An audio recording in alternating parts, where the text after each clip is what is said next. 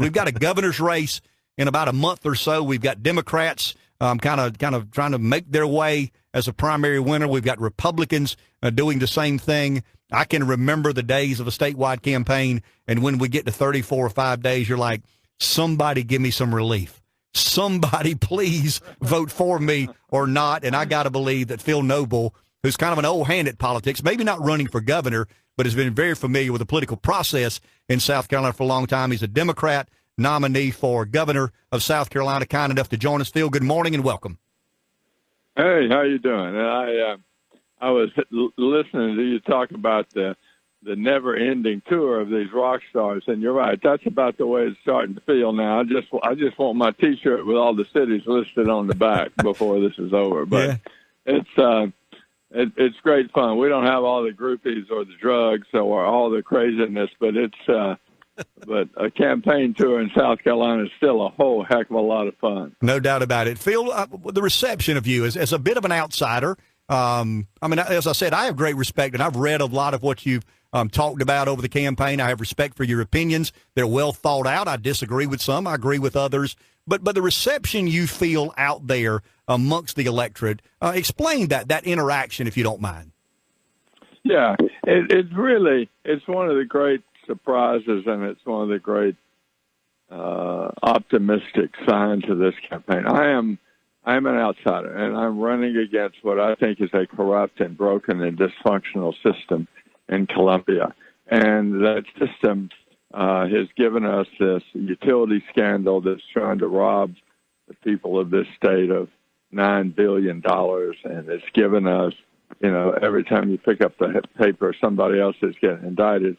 And the real problem is not as bad as that is. It keeps us from doing and getting what we need. It keeps us from having the kind of world-class education we need. It keeps us from having good roads. It keeps us from having secure pensions. It keeps us from having a good healthcare system, because the corruption so perverts and so disrupts the system that we are not getting what we need. And we just need to send a message to Columbia that, it's time to end this. It's the old plantation politics system of where most of the guys, Democrats and Republicans, get together in the State House.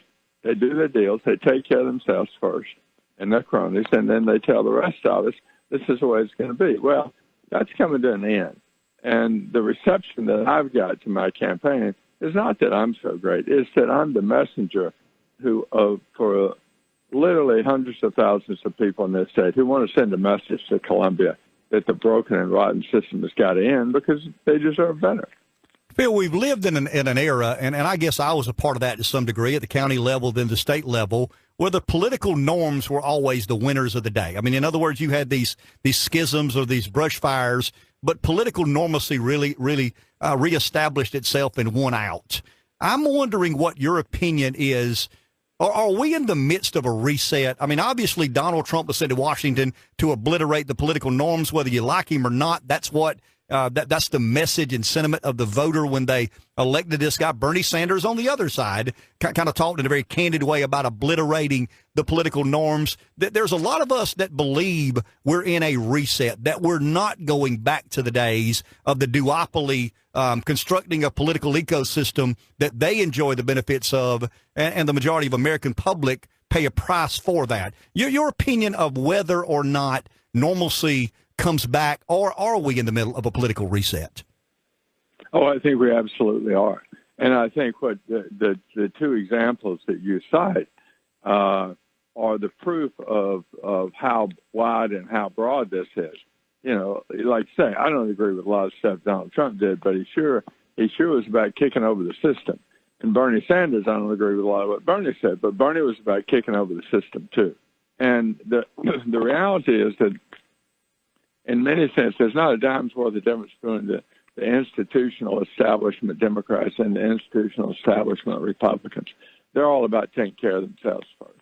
And that's and what we're seeing is that all across the state, people are, if you will, standing up for South Carolina and just saying, no more. We're not going to take this anymore. And that's why I've been outspent 4 and 5 to 1 by my two opponents, but yet I'm still tied for the lead in the polls.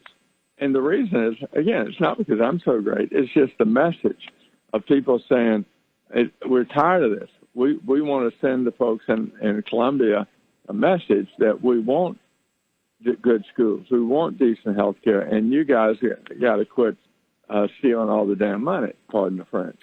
And that's why people are responding to me. And yes, I think Bernie Sanders is an example. Donald Trump is an example. And I think absolutely my campaign's another example on the state level. Phil, last question. You're campaigning in a red state. You're well aware of the uphill struggle of a Democrat in this state. I served in Columbia. I found out very quickly that a lot of my common interests are shared with Democrats in South Carolina. But we do live in a state that Republicans dominate statewide elections.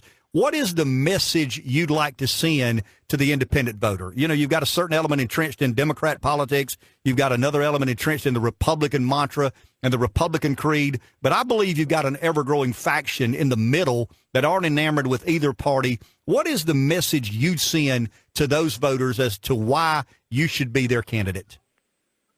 Well, it's real clear. I'm independent. I'm independent of the Democratic Party establishment. I'm certainly independent of the Republicans. And there are enough people, and I'm not sure it's left, right, and middle so much as it is outsider versus insider, change versus more of the same. And I think that there are enough fair-minded people in this state who are just sick and tired of the politics.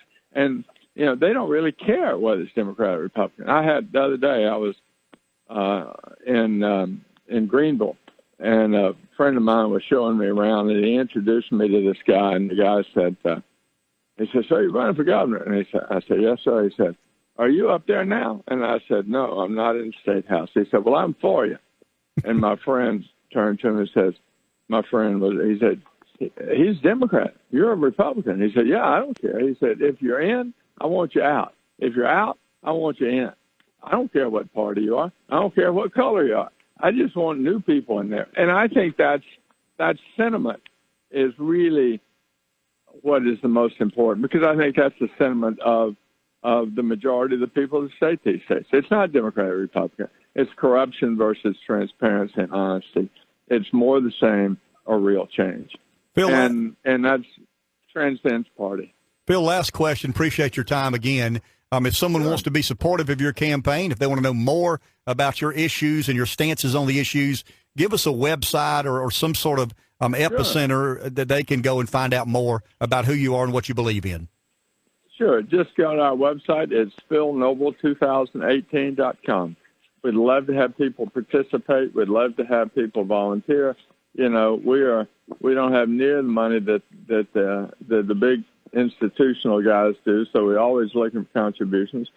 And also, you're up in the PD. We got an announcement coming tomorrow that ought to be a very welcome and hopefully a happy surprise for a lot of people in the PD. But that's coming tomorrow, so stay tuned. Okay, Phil, thank you for your time. Good luck on the trail. Thank you. Yes, sir. Bye-bye. Yes, sir. We'll take a break. We'll be back after the break. Want to make sure we thank McCall Farms. They not only sponsored that interview, they sponsor the entire content of this Radio Brilliance that we bring to you every Monday through Friday, 6 to 9. Back in a minute.